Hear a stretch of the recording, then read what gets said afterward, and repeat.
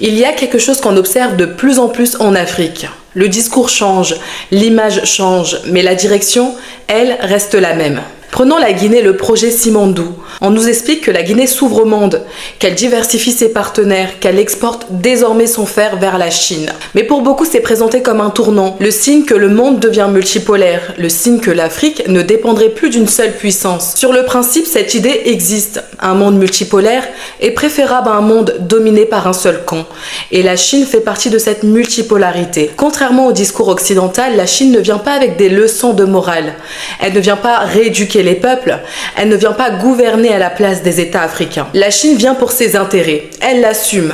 Elle a besoin de matières premières pour faire tourner son industrie. Elle signe des accords, elle sécurise ses approvisionnements, mais elle ne décide pas de la structure politique des pays. Et c'est là que beaucoup se trompent de débat. La Chine travaille sérieusement avec ceux qui travaillent sérieusement. Si un État africain est rigoureux, structuré, exigeant, la Chine respecte cela. Mais si ce qui intéresse certains dirigeants africains, c'est la petite corruption ou les commissions, les 30 à 50%, alors oui, la Chine s'adapte aussi à ce niveau-là. Elle ne moralise pas, elle reflète le sérieux ou le manque de sérieux de ses interlocuteurs. Quand on parle de gens sérieux, on parle d'États africains qui mettent en place des outils structurels, pas seulement des annonces. C'est ce que l'on observe avec l'Alliance des États du Sahel. La différence, ce n'est pas une question de bonne ou de mauvaise volonté individuelle, c'est une question de cadre. Beaucoup de dirigeants africains évoluent dans un système où les marges de décision sont limitées, où les orientations sont imposées et où les intérêts défendus ne sont pas ceux des populations africaines. A l'inverse, les États de l'AES cherchent à construire leur propre levier,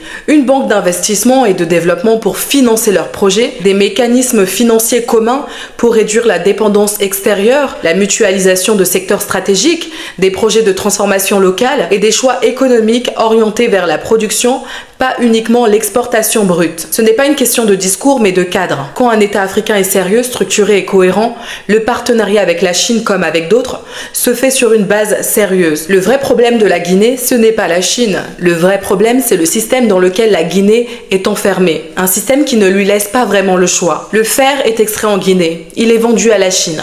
Mais il n'est pas transformé par la Guinée. Et ce n'est pas un hasard, parce que la Guinée n'est pas libre d'organiser toute la chaîne. Elle est intégrée de force dans un système où chaque pays a un rôle assigné à l'avance. Certains extraient, d'autres transforment, d'autres décident. Et quand des dirigeants africains ont voulu sortir de ce rôle, ils ont été écartés, renversés, assassinés. À partir de là, une question s'impose. Quand le fer est transformé, qui contrôle cette transformation? Ce ne sont pas les Guinéens.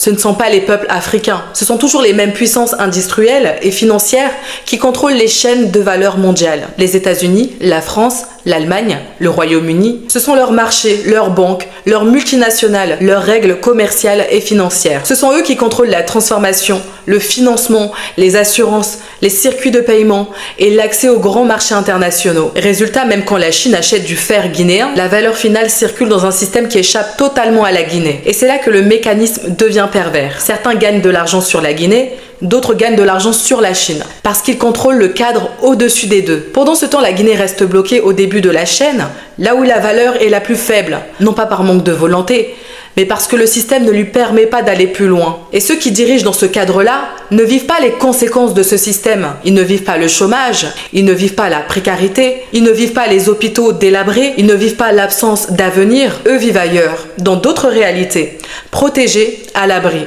C'est pour ça que vendre du fer à la Chine sans maîtriser la transformation, sans maîtriser la monnaie, sans maîtriser les circuits financiers, ne peut rien changer en profondeur. Parce que le problème n'est pas le partenaire, le problème c'est que le pays n'appartient pas réellement à ceux qui y vivent. Et tant que ce système restera en place, les annonces changeront, les partenaires changeront, les discours évolueront, mais la vie des populations africaines, elle, restera la même.